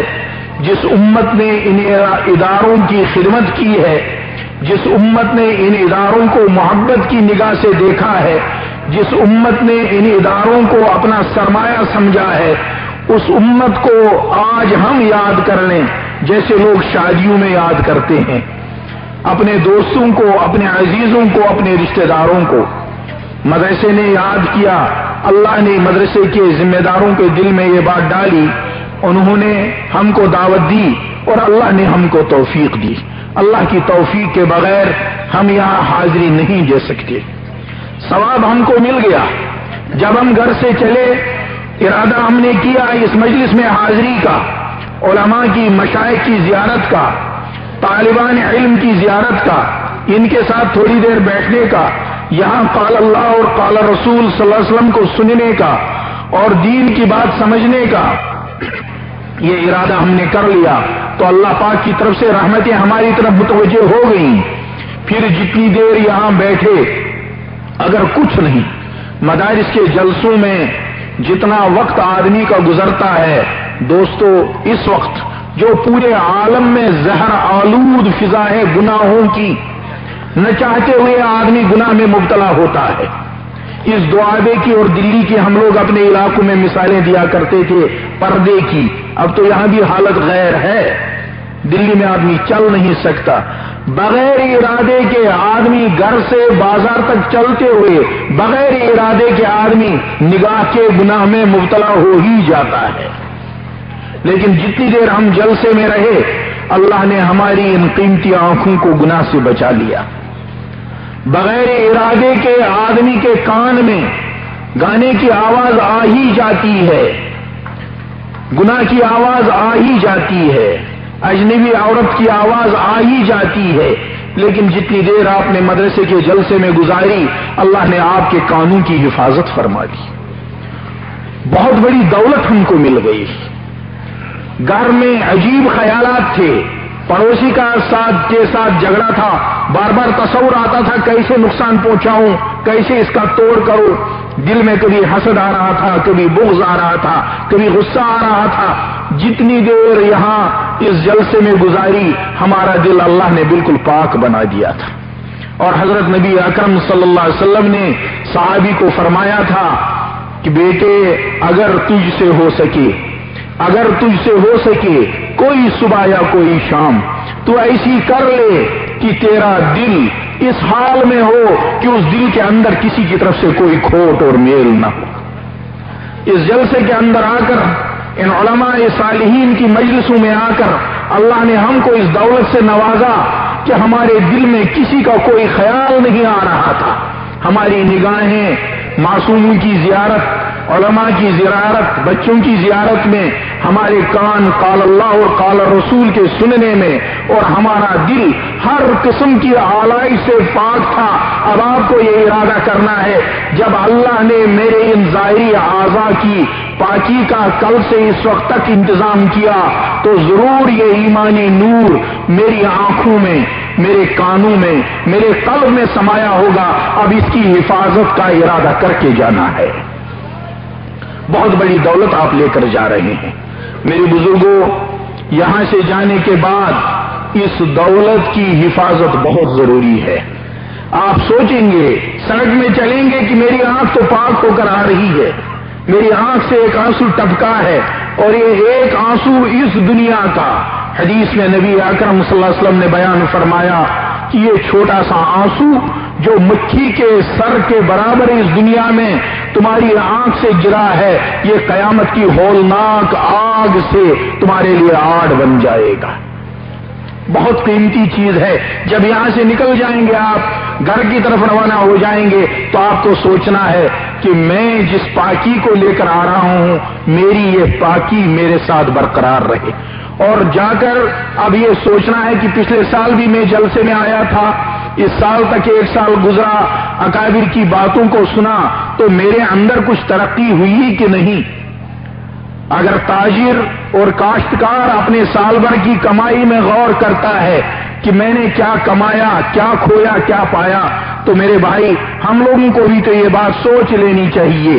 کہ آخر مدرسے کے جلسے میں آ کر پچھلے سال کی بنسبت میں نے اپنے ایمان میں اور ایمانی اعمال میں کتنا اضافہ کیا ہے۔ یہی چیز بزرگوں کے یہاں سے ملتی ہے۔ بزرگوں کے یہاں سے تو مال و دولت ملتا نہیں، بلکہ ایمان کی فضا، ایمانی قوت، ایمانی اعمال ہم کو نصیب ہوتے ہیں۔ لہذا ہم کو یہ ارادہ کر کے جانا چاہیے کہ پچھلے سال جو اعمال ہم نے شروع کیے تھے یا اب تک جو اعمال ہم کر رہے تھے، اگر آج تک کسی قسم کی سستی، کوتاہی ان میں ہو رہی تھی، تو آج سے پھر ہم استقامت کے ساتھ ان اعمال کو شروع کریں گے، اور اگر پہلے سے پابندی ہے تو ان میں اضافہ کرنا چاہیے۔ میں کبھی کبھی اکثر اپنے دوستوں کو کہتا رہتا ہوں، میں نے کہا جب چلے میں دلی گئے تھے تم اپنے وطن سے اور وہاں حضرت جی سے بیعت ہوئے تھے تو بھائی 10 سال ہو گئے، تمہارا بچہ تو 10 سال میں 10ویں میں پہنچ گیا،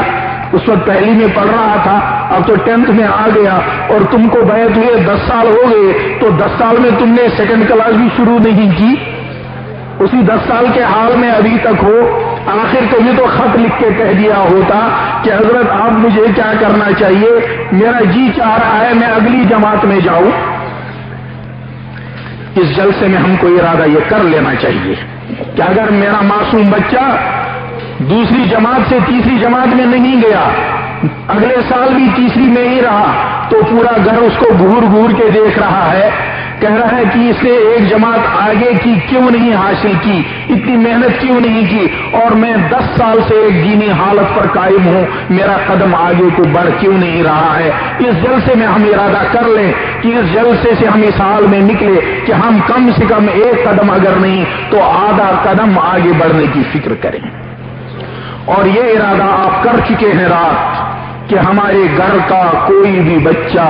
قرآن پاک کے بغیر نہ رہے، اور اس میں اضافہ کرتا ہوں ہمارے گھروں میں ہماری مستورات ہیں،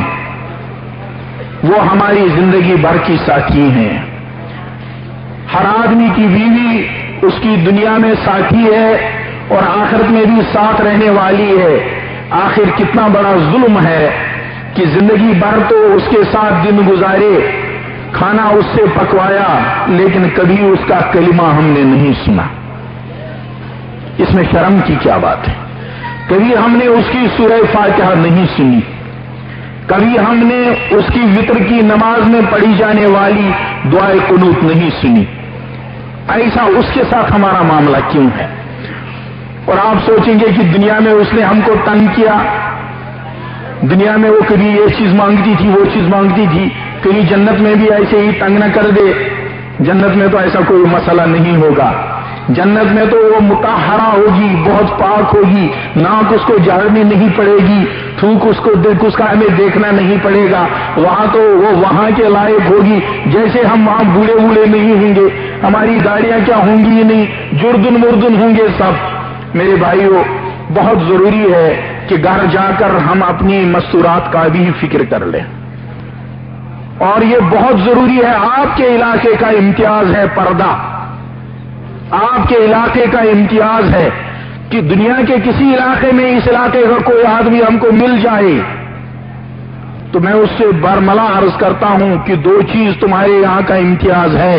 ایک ہی کہ وہاں کوئی آدمی کسی لائن میں ہو لیکن بچہ ہمیشہ سویرے مسجد کے مکتب میں ہی جاتا تھا، اور ہم نے اپنی طالب علمی کے زمانے میں دیکھا مدرسوں میں تنگی اتنی تھی کہ نیچے بچھانے کو ٹاٹ نہیں ہوتا تھا، اب تو ٹاٹ اور قالین جلسہ گاہ میں ہیں۔ ہم نے دیکھا کہ آس پاس کے محلے والے اپنے بچوں کو اس حال میں مدرسوں میں بھیجتے تھے کہ ان کے ساتھ وہ سیمنٹ کا چھوٹا کٹا بچھانے کے لیے ساتھ ہوتا تھا۔ یہ ہم نے اپنی آنکھوں سے دیکھا۔ اسی وجہ سے اس علاقے کا پورے عالم میں امتیاز ہے، آپ لوگوں کے دنیاوی مال و جاہ کی وجہ سے نہیں، مال تو پورے عالم میں بہت ہے، عہدے تو دنیا میں بہت ہیں۔ اس علاقے کا ایک امتیاز اس دعابے کا کتابوں میں آپ پڑھیے یہی تھا کہ اس علاقے میں دین، چھوٹے بچے تب تک کسی بھی کام کا رخ نہیں کرتے تھے جب تک وہ مسجد میں اپنا کٹا ہاتھ میں لے کر، اور وہ ان تختیوں کا رنگ بھی عجیب ہوتا تھا جو ہماری طالب علمی کے زمانے میں یہاں بچوں کے ہاتھ میں ہوتی تھی۔ میں یہ نہیں کہتا اب نہیں ہے، لیکن مجھے معلوم نہیں اس وقت کیا صورتحال ہے، البتہ یاد دلانا چاہتا ہوں قرآن پاک نے کہا وَذَكِّرْ فَإِنَّ الذِّكْرَىٰ تَنفَعُ الْمُؤْمِنِينَ، یاد دلائیے، یاد دلانے سے ایمان والوں کو نفع ہوتا ہے۔ اور دوسری چیز جو اس علاقے کا امتیاز تھا، ایک تو یہ علم کے ساتھ تعلق، دوسرا امتیاز تھا پردہ یہاں کا بہت مشہور تھا۔ میرے بھائی، یہ آپ کا امتیاز ہے، اس کی وجہ سے آپ کا سر عالم میں بلند ہے، اور اسی وجہ سے اللہ پاک نے یہاں سے علوم کے چشمے پورے عالم میں جاری کر دیے ہیں۔ ان چیزوں کو آپ کو پھر تازہ کرنا ہے، نئی نسل کو بتانا ہے کہ اصل میں ہمارا معیار یہ ہے، ہمارا کام یہ ہے۔ اور میرے بھائی، یہ سب ہوگا اللہ کے مانگنے سے۔ آخر دامن اللہ کے سامنے پھیلانا ہے. دینے والی ذات اللہ کی ہے. تکلیفیں اس امت پر پہلے بھی آئی ہیں اور آتی رہتی ہیں. آپ تصور کیجئے صحابہ کے زمانے کو. میں صرف آپ کو ایک بات بتاتا ہوں اور اس پر ختم کرتا ہوں.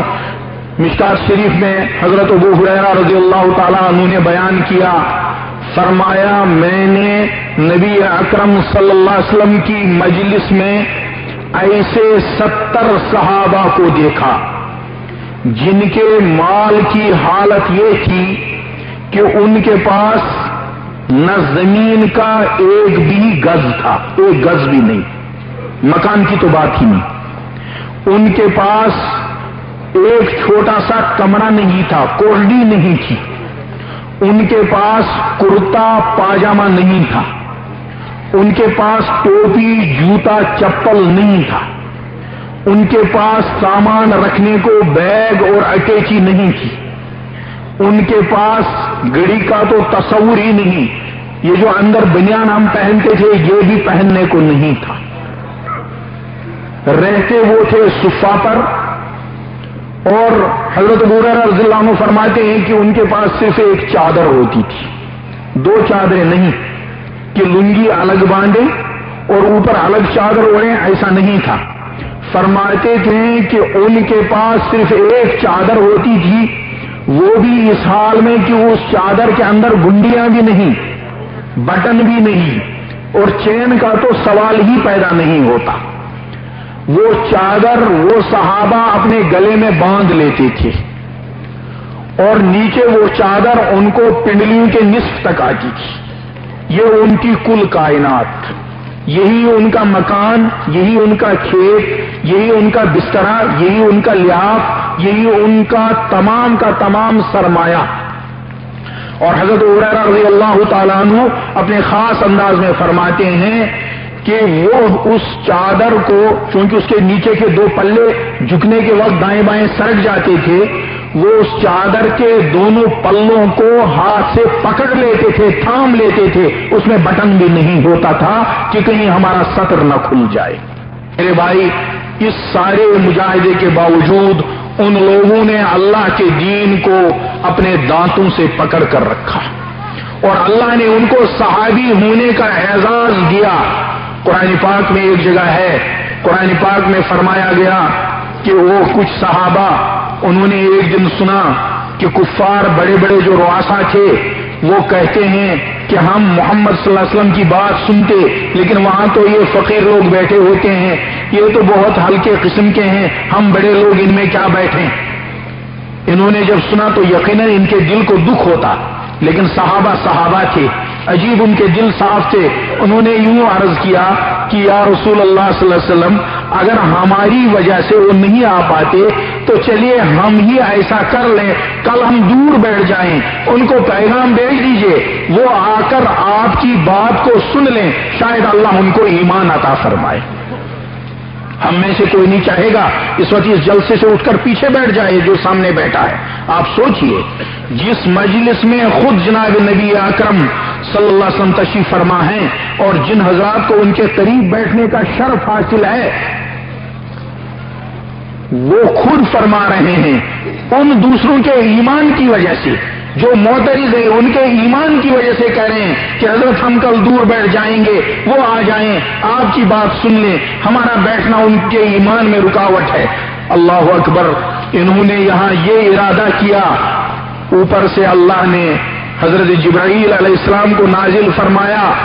کہ کہیں جناب نبی اکرم صلی اللہ علیہ وسلم ایسا ہی فیصلہ نہ فرما دے،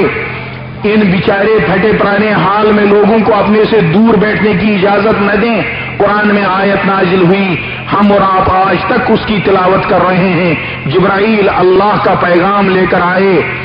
جبرائیل نے آیت سنا دی اور ہم آپ اس کی تلاوت کرتے ہیں. وَلَا تَطْرُدِ الَّذِينَ يَدْعُونَ رَبَّهُمْ بِالْغَدَاةِ وَالْعَشِيِّ يُرِيدُونَ وَجْهَهُ. اے پیارے رسول صلی اللہ علیہ وسلم، ان بیچاروں کو اپنے سے دور نہیں بٹھانا. ظاہری حالت میں ایسے پھٹے پرانے، لیکن اللہ کے یہاں ان کا مقام. مسلمانوں پر بھی عالم میں آزمائشیں آ سکتی ہیں، ہم پر غربت آ سکتی ہے، ہم پر فاقہ آ سکتا ہے، ہم پر تکلیفیں آ سکتی ہیں، لیکن اللہ پاک نے ہم کو اس دنیا میں اپنے فضل و کرم سے غیبی نظام کے تحت ہماری کوشش کے بغیر، ہماری درخواست کے بغیر، ہماری محنت کے بغیر ہمارے دامن کو جناب محمد رسول اللہ صلی اللہ علیہ وسلم کے ساتھ وابستہ کر دیا ہے۔ دنیا کی کوئی طاقت ہم کو ملے نہ ملے، دنیا کا کوئی مال ہم کو ملے نہ ملے، دنیا کا کھانا ہم کو ملے نہ ملے، ہمارا جذبہ یہ ہونا چاہیے کہ اب جب دنیا میں اللہ نے ہم پر یہ احسان فرمایا ہے کہ محض اپنے فضل و کرم سے ہم کو محمد رسول اللہ صلی اللہ علیہ وسلم کے ساتھ وابستہ کر دیا ہے، دنیا کی کوئی طاقت ہم کو ملے نہ ملے، دنیا کا کوئی مال ہم کو ملے نہ ملے، دنیا کا کھانا ہم کو ملے نہ ملے، ہمارا جذبہ یہ ہونا چاہیے کہ اب جب دنیا میں اللہ نے ہم پر یہ احسان فرمایا ہے کہ محض اپنے فضل و کرم سے ہم کو محمد رسول اللہ صلی اللہ علیہ وسلم کے دامن سے وابستہ کر دیا ہے، ان کے غلاموں میں شامل فرما لیا ہے، تو آخرت میں بھی اللہ پاک ہم کو حضور اکرم صلی اللہ علیہ وسلم کے جھنڈے تلے ہی حشر فرمائے۔ یہ ہماری سب سے بڑی تمنا ہونی چاہیے، اور اس زمانے کے بارے میں نبی اکرم صلی اللہ علیہ وسلم نے فرمایا ہے کہ حالات ایسے بگڑیں گے، فتنہ ایمان پر آئے گا، جان کا فتنہ آسان ہے، مال کا فتنہ آسان ہے، فرمایا یصبح الرجل مومنا ویمسی کافرا، حالات ایسے ہوں گے صبح کو آدمی ایمان والا ہوگا لیکن شام کو وہ کافر ہو چکا ہوگا۔ اس وقت سب سے بڑی احتیاط ہماری یہ ہے، اور اس حدیث میں ہے کہ شام کو انسان مومن ہوگا، صبح کو کافر ہو چکا ہوگا۔ علماء نے لکھا ہے صبح کو اکثر بیشتر آدمی باہر جاتا ہے گھر سے، دکان پر، دفتر میں، اسکول میں، کالج میں، تو لگتا ہے ان سب جگہوں میں فتنے ہوں گے، اور شام کو اکثر آدمی گھر آتا ہے اور آرام کے لیے آتا ہے، لیکن حدیث میں آیا کہ شام ہوگی وہ ایمان والا ہوگا، صبح کو کافر ہو چکا ہوگا، تو معلوم ہوا کہ گھروں کے اندر بھی فتنے داخل ہوں گے، کبھی لٹریچر کے ذریعے سے، کبھی ٹی وی کے ذریعے سے، آیت پر اشکال کر دیا ٹی وی کے پروگرام میں، یہ آدمی کے ذہن میں بیٹھ گئی، ایمان سے ختم ہو گیا۔ اس لیے میرے دوستو اس وقت اس بات کا فکر کرنا ہے ہر ایک کو کہ میرا ایمان مجھ سے کبھی جدا نہ ہو جائے، اور یہی فکر اپنی اولاد کے بارے میں کرنا ہے، وہ کہیں بھی رہے لیکن دیکھ بھال کے رکھنا ہے اس کو کہ کہیں اس کا ایمان تو متاثر نہیں ہو رہا۔ چھوٹے بچوں کے بارے میں ہمارے ذہنوں میں یہ ہے کہ کل مولود یولد علی فطرتی ابواہ یہودانی او ینصرانی، اور بڑے آپس میں مطمئن ہیں، وہ سمجھتے ہیں شاید بڑا متاثر نہیں ہو سکتا۔ حضرت نبی اکرم صلی اللہ علیہ وسلم نے اس بات کو بھی صاف کر دیا، فرمایا المرء علی دین خلیلہ فلینظر من یخالل، کہ بھائی آدمی اپنے دوست کی لائن کو اختیار کرتا ہے، لہذا اچھی طرح دیکھ بھال لو کن لوگوں کے ساتھ تم اٹھتے بیٹھتے ہو۔ جوان کو، بزرگ کو، بوڑھے کو فوراً دیکھنا ہے کہ میرا اٹھنا بیٹھنا کن لوگوں کے ساتھ ہے، وہ دیندار ہیں یا نہیں۔ آپ نے دیکھا ہوگا چلے میں آدمی گیا، حالت بدل گئی، گالی بکتا ہوا گیا تھا، ذکر اللہ کے ساتھ واپس آیا، بغیر داڑھی کے تھا، وہاں سے داڑھی لے کر آیا، ایک جوش جذبہ ہے میرے گھر میں اسلام ہی اسلام ہو، لیکن تھوڑے دن گزر جاتے ہیں اب اس کی فرض نماز بھی چھوٹنے لگتی ہے۔ کیوں؟ اس نے دیکھا نہیں کہ اب مجھے کن کے ساتھ اٹھنا بیٹھتا ہے۔ بزرگ سے بیعت ہوا، وہاں سے ایک دم تبدیلی آ گئی، گھر پہنچا، کچھ دنوں کے بعد پھر اسی ماحول میں چلا گیا، پھر حالات دیگرگوں ہونے لگے۔ حضرت نبی اکرم صلی اللہ علیہ وسلم نے ہم سے کو متنبہ کیا ہے، فَلْيَنْظُرْ مَنْ يُخَالِلْ، میرے بھائی اچھی طرح دیکھ لو کن کے ساتھ تمہارا اٹھنا بیٹھنا ہے۔ بڑوں کو بھی، بوڑھوں کو بھی، جوانوں کو بھی اس بات کو اچھی طرح دیکھ لینا ہے کہ میرا اٹھنا بیٹھنا، میری صحبت کن کے ساتھ ہے، اور اگر ہم نے دیکھ لیا تو انشاءاللہ حفاظت رہے گی۔ اللہ پاک میری بھی حفاظت فرمائے، آپ سب لوگوں کی بھی حفاظت فرمائے، اور پوری امت کی بھی حفاظت فرمائے۔ وآخر دعوانا ان الحمدللہ رب العالمین۔ حضرت قاری صدیق صاحب علیہ الرحمہ کا میں ایک دفعہ وہاں حاضر ہوا، حضرت سفر میں جا رہے تھے، حضرت فرمانے لگے بھائی بیٹھو ناشتہ کر لو، میں تھوڑی دیر جا رہا ہوں۔ میں نے کہا حضرت ہم آپ سے ملاقات کے لیے حاضر ہوئے، اجازت ہو آپ کے ساتھ چلیں؟ حضرت نے فرمایا ٹھیک ہے۔ نکاح میں جہاں پہنچے بہت بڑا مجمع تھا، اسی طرح اسٹیج لگا ہوا تھا، تو حضرت پہنچے، سب سے پہلا کام حضرت نے یہ فرمایا، کہا دلہا کہاں ہے؟ دلہا بلائے گئے۔ حضرت نے کہا دیکھو بھائی نکاح تمہارا ہے، لہذا تلاوت تم ہی کرو گے۔ اب میں گھبرا، میں گیا، میں کہ اس بیچارے کا کیا حال ہوگا اب، لیکن ماشاءاللہ وہ شاید حافظ تھا تو اس نے والسماء ذات البروج کی تلاوت کی۔ اس کے بعد حضرت نے صرف 10 منٹ بات کی اور بہت عجیب، وہ اصل میں مجھے آپ کو سنانی ہے وہ بات۔ حضرت نے لوگوں سے کہا کہ بھائی نکاح کا مقصد تمہارے یہاں شادی ہے اور شادی کے معنی خوشی کے ہیں، اور سچ مچ تم اس نکاح کو خوشی بناتے ہو۔ حضرت نے اپنے خاص انداز میں فرمایا کہ اگر دوست دلہا سے کہتا ہے آج کپڑے اس رنگ کے پہننے پڑیں گے، دوست کہتا ہے آج خوشی کا دن ہے تیرے دل کو خوشی کریں گے، والدہ کہتی ہے ٹوپی اس رنگ کی اوڑھے گا تو دلہا کہتا ہے جی آج آپ کے دل کو خوش کروں، پڑوسی کچھ کہہ دے اس کی خوشی، شامیانے کے لیے کوئی دوست آ کے کہہ دے نہیں ایسا، کہیں گے ہاں تیری خوشی، کھانا پکانے میں کوئی باورچی کہہ دے اس طرح کہیں ہاں تیری خوشی۔ حضرت نے اپنے خاص انداز میں فرمایا حتیٰ کہ اگر کوئی ناراض ہوتا ہے دوست یا رشتے میں کوئی عزیز ناراض ہوتا ہے، اس کے یہاں بھی آدمی بھیجا جاتا ہے کہ بھائی آج شادی کا دن ہے، آج ناراضگی اچھی نہیں لگتی، تو بیچ میں ایسا آدمی جو اس کو مائل کر سکے، منا سکے، منانے بھیج دیتے ہیں اور کہتے ہیں آج خوشی میں آ کے تم بھی شریک ہو جاؤ، اپنے دل سے ناراضگی کو دور کرو۔ کہا کیا ایسا ہوتا ہے؟ سب نے کہا حضرت۔ پھر حضرت نے فرمایا کہ بھائی شادی کو سچ مچ تم نے خوشی بنایا، ماں کے دل کو بھی خوش کیا، باپ کے دل کو بھی خوش کیا، دوستوں کے دل کو خوش کیا، پڑوسیوں کے دل کو خوش کیا، لیکن ایک بات بتاؤ، کیا تم نے اس شادی میں یہ بھی سوچا کہ آج سب سے پیارے محبوب محمد رسول اللہ صلی اللہ علیہ وسلم کا دل بھی میرے اس عمل سے خوش ہوگا یا نہیں؟ اور فرمایا کہ جمعرات اور پیر کو امت کا اعمال نامہ حضرت نبی اکرم صلی اللہ علیہ وسلم کی نگاہوں کے سامنے سے گزار دیا جاتا ہے۔ جب وہ دیکھیں گے کہ میرے امتی نے ہر شخص کے خوشی کا خیال کیا، لیکن اگر اس خوشی میں اس نے ناراضگی مول لی تو شریعت کے خلاف کر کے میری ناراضگی مول لی، تو بتاؤ حضور اکرم صلی اللہ علیہ وسلم کے مبارک دل کو کیسی تکلیف پہنچے گی۔ اس کے بعد ایک دوسری بات حضرت نے فرمائی بھائی اگر نماز میں نقص ہو جائے گا، نماز فاسد ہو جائے گی، تھوڑی دیر بعد قضا پڑھ لو گے، روزہ خراب ہو گیا تو اگلے دن رکھ لو گے، زکوٰۃ خراب ہوگی تو نیا 1000 روپیہ دے دو گے، حج میں کوئی فساد آ گیا تو نیا سفر کر کے حج کر لو گے۔ نکاح کے بارے میں تم لوگوں کی نیت کیا ہوتی ہے؟ یہی نہ کہ آج جو نکاح میں نے کیا اللہ اس کو اخیر تک پار کرا دے اور کوئی الجھن زندگی بھر پیدا نہ ہو جائے۔ کہا نکاح میں تو ہر ایک کی نیت یہ ہوتی ہے، تو اگر اس دن تم نے اس نکاح میں جناب نبی اکرم صلی اللہ علیہ وسلم کے مبارک دل کی رضامندی کا خیال نہیں کیا، پھر کہاں حضور سے کہو گے کہ حضرت کل جو میرا نیا نکاح ہوگا اس دن میں تمہارے دل کو راضی کروں گا یا کل میں اس کی قضا کر لوں گا؟ سناٹا طاری ہو گیا۔ تو میرے بھائی یہاں بھی جتنے جوان ہیں وہ آج یہ نیت کر لیں کہ اپنے نکاح کے دن جہاں ہم دسیوں کی دل کی خوشی کا خیال کرتے ہیں، ہم ضرور جناب نبی اکرم صلی اللہ علیہ وسلم کے مبارک دل کی خوشی کا خیال کریں گے۔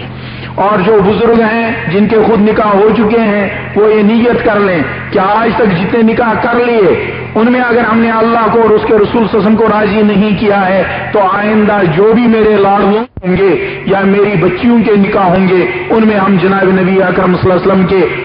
شریعت کی پیروی کر کے ان کے مبارک دل کو خوش کرنے کی کوشش کریں گے بھائی کہ نہیں کریں گے؟